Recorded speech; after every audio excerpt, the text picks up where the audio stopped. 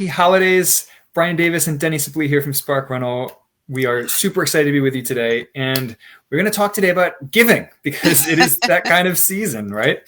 So last week we talked about 6 tax moves to make before the end of 2021.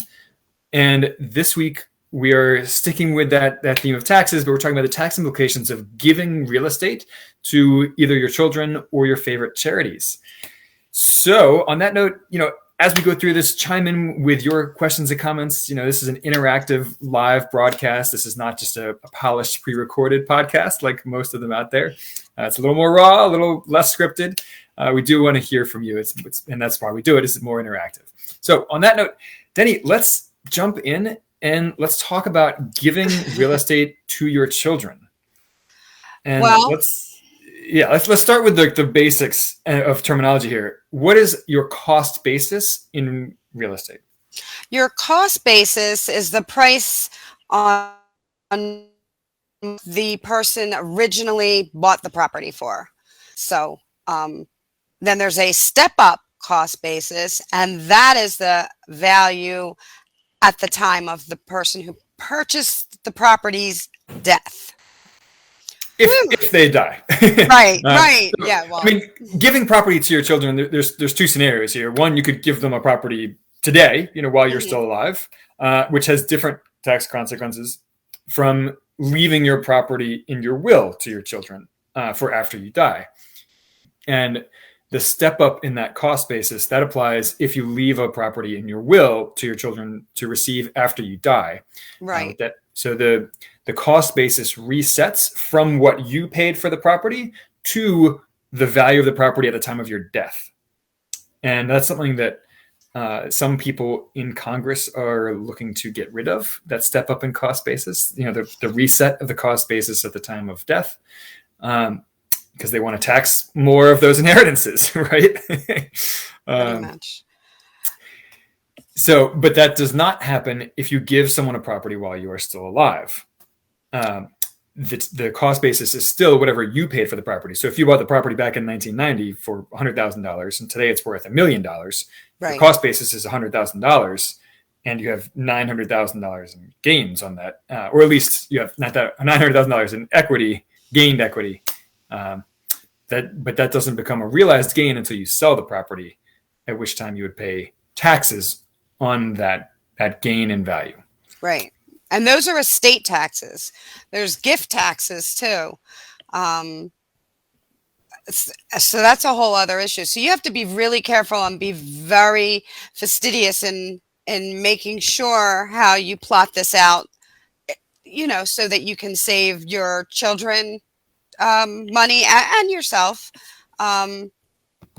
with all of this, because it can even be different in your community property states and everything else. So make sure that you know what you're doing and don't assume.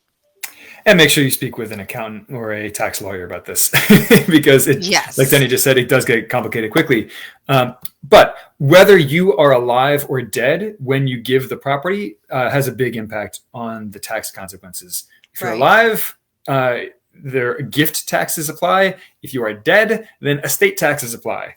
Right. And there's a big exemption for estate taxes. I think it's $5.7 million or something like that. The first 5 point. We should know that. we probably should, but you know what? They change this stuff every year. We're going to be talking about how to, give to charities. And I think last year, and I think this year too, 100% of your AGI, is it? Adjusted gross income, can be used for, you can pretty much give all your money away. Right. Well, before we move on to charitable giving, let's talk about 1 or 2 more details about giving property to your children and the tax consequences of it, and other rules. So, Denny, before this show, you and I were actually talking about a little bit more of an obscure rule that's important to know here for older adults, and that's the Medicare Rule. Mm-hmm. So tell us a little bit about how that works. If you are an older adult, you're thinking about giving away all your worldly possessions, including your real estate, to your grown children. and then applying for Medicare subsidies. How does that work? Well, Medicare will look back 5 years. So if a lot of people have really quick thought, oh my goodness, I'm probably going to need long-term care. I'm going to sell my stuff right now and then apply. Well, it doesn't Right. work that way. You have to kind of plan it out. So you have to either gift, give, or sell your properties at least 5 years in advance because they will look back. Right. So otherwise, Medicare will consider those assets, even though you've sold them or given them away. They will still consider them as part of your assets and net worth when they're reviewing your application for financial aid and assistance with Right. long-term care coverage Exactly. or long-term care support. And So let's face it, a, a stay in a nursing facility very that can expensive. eat up, yes, that can eat up in everything, basically. Yeah. So just to tie this all back together. So if you inherit a property from your parents who have died, as part of their estate, the cost basis resets to the value at the time of their death.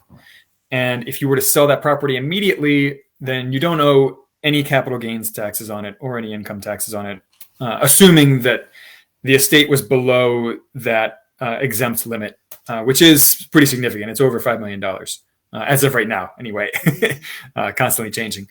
Now, if you hold on to that property for the next few years, for example, and more equity builds in that property, then when you go to sell, you will have to pay capital gains taxes on any new equity that has accrued in that property since your parents died. Right. So keep that in mind. Now, Jerry Warner has said we haven't mentioned trusts instead of gifting. Why not? Because they're very complicated, but that is another avenue to explore. And a lot, it makes sense to do it that way. But with that, you want to get an attorney, somebody. I know we have talked here with Saj Grubbs. He handles things like that. And if anybody wants his contact information, just reach out to us. We'll make sure you get it.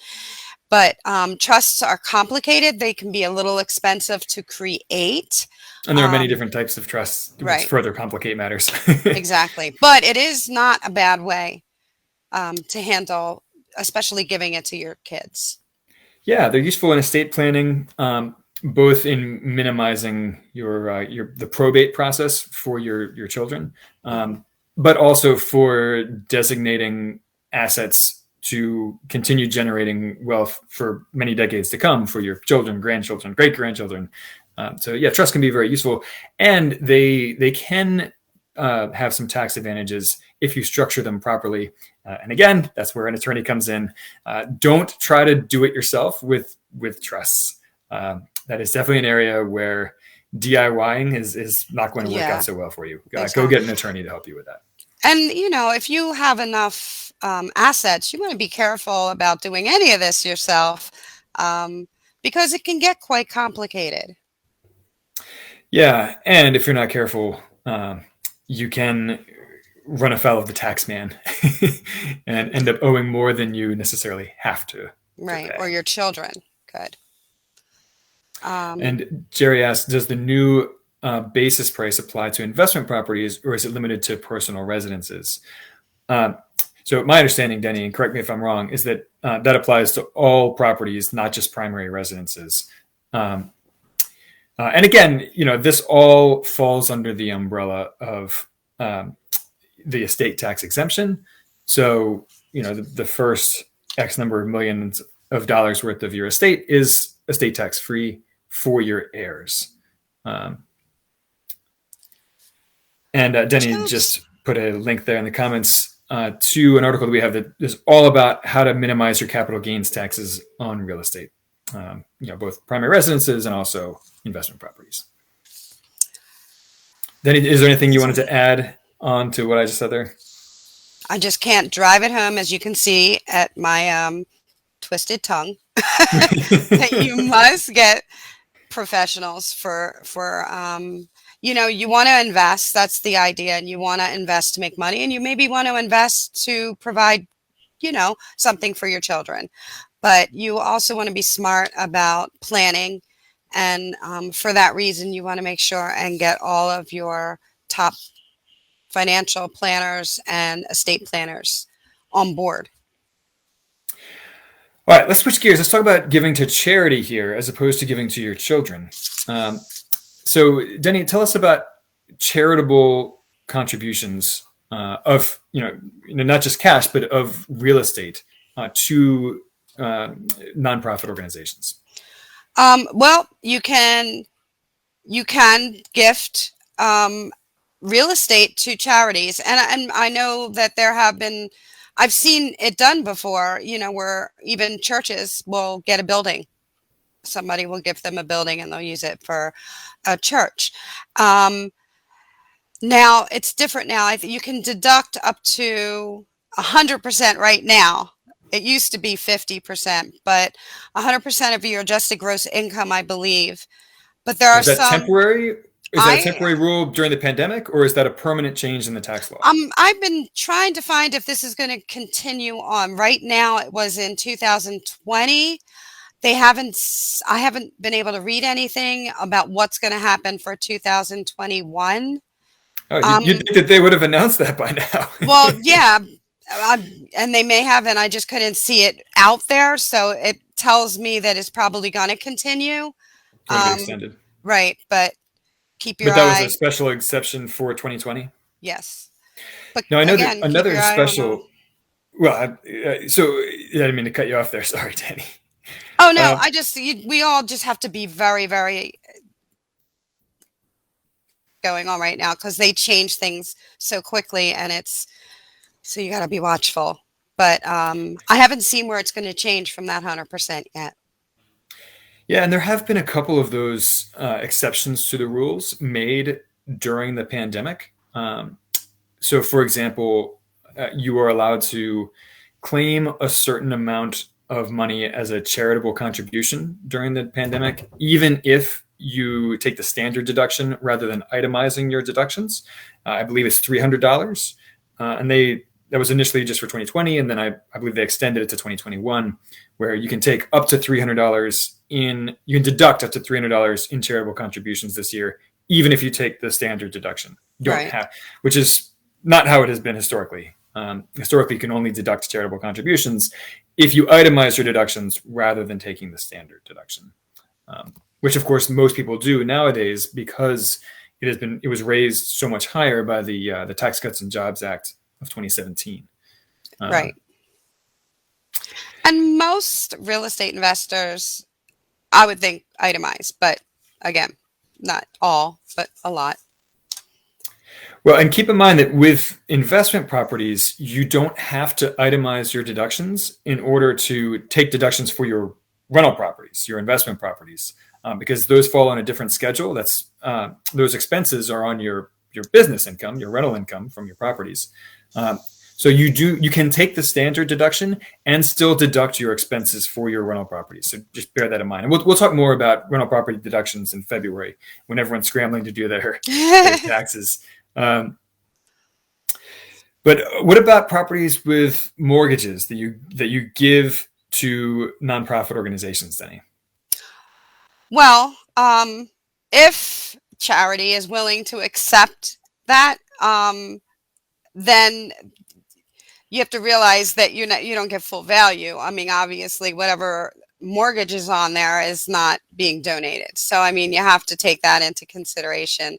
And it's the equity in the property that you're effectively donating, right? Right.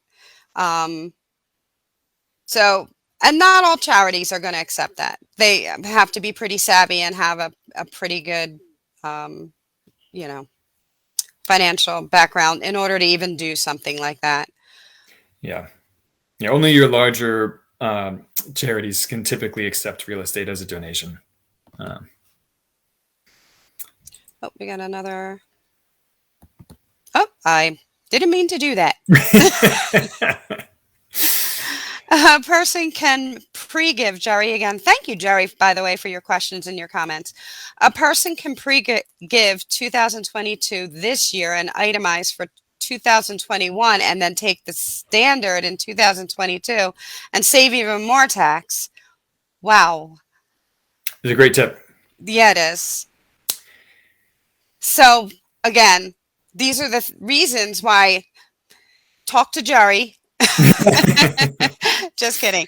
No, these are the reasons why research has to be continually done because things are so different and changing constantly.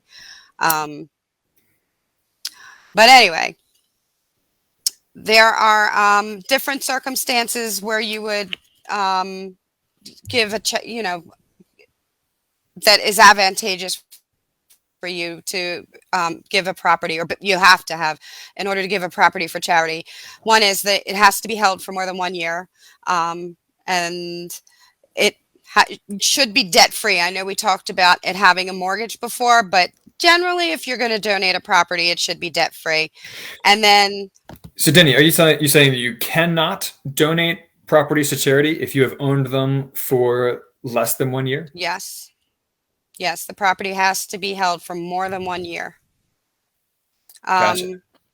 And you are willing to transfer the property irrevocably to either a donor advised fund or whatever public charity you're choosing, which you negotiate the sale price and everything else. So all in all, again, whether you're giving it to your kids, whether you're giving it to a charity, you really, really, really have to talk to a financial expert. I mentioned Saj Grubbs, but you also want to maybe talk to an accountant who knows your circumstances. You just don't want to take these things lightly. You want to plan them out. You certainly don't want to be all of a sudden and, God forbid something happen and you have properties that are sitting there and your kids have to deal with it. And you'd be surprised how often that happens. People don't plan.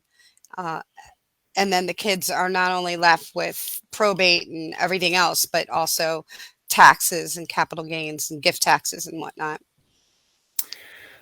So just to recap, if you take the standard deduction this year, you can deduct up to $300 of charitable donations.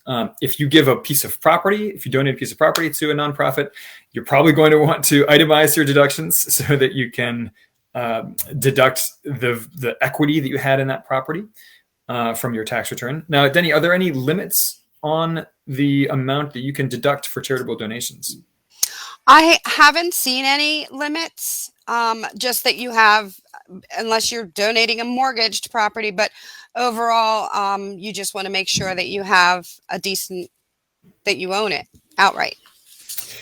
Now, that being said, even though there aren't any specified limits on that deduction, if you do claim a very large charitable donation deduction, that is an audit trigger with the IRS. So you may get a little tap at the door from the IRS if you claim a very large charitable donation as a deduction in your tax return. So just bear that in mind.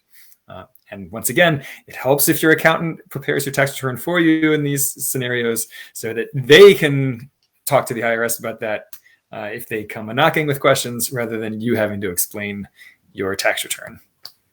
I think the mentality, sometime I'm going to throw this out there, it's Robert Kiyosaki that says you should build a team, and how important it is to do that because, and this is precisely why, because it's complicated, these things, and you don't want to we have a do-it-yourself society. Watch YouTube, do it yourself. But there are some things where you have to build a team. Yeah, when it comes to taxes and the law, you do need expert help. Yes, absolutely. All right, Denny, any final comments that you want to make here to tie this all together before we call this episode complete? Well, we can't call this episode complete because we are announcing a winner today. That's right. I don't know if everybody that's tuning in right now knows that we have been offering a 1 year prop stream Full subscription, year paid membership with PropStream, $1,200 value. which is pretty good, and it's really good resource for real Oh, estate investors. Big time. fantastic software. So we asked everybody to fill out a survey. We got a pretty good response. And Tara spun the wheel. You all get to see that on Facebook later. But She'll post a video of her spinning the virtual wheel to choose a winner. yes, exactly. But we will announce the winner. And the winner is Laurie Dawson. So Congratulations. Golf clap. Laurie. And contact Tara, and she has your email and everything, but we will set that up for you, and you'll be notified when it all goes through, and you can start using your PropStream. All right, guys. On that note, happy Tuesday, happy holidays, Merry Christmas, and we will see you guys next week for the last broadcast of 2021. Yes. So everybody be safe and Merry Christmas. Have a good one, guys. Talk to you soon. Bye-bye.